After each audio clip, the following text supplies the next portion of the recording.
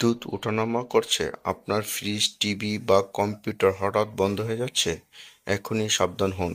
সময়মতো ব্যবস্থা না নিলে ডিভাইসগুলি স্থায়ীভাবে নষ্ট হয়ে যেতে পারে। 3000 বিএ ভোল্টেজ রেগুলেটর, একটি স্মার্ট ভোল্টেজ স্টেবিলাইজার যা আপনার সব ইলেকট্রিক ডিভাইস রাখবে নিরাপদ।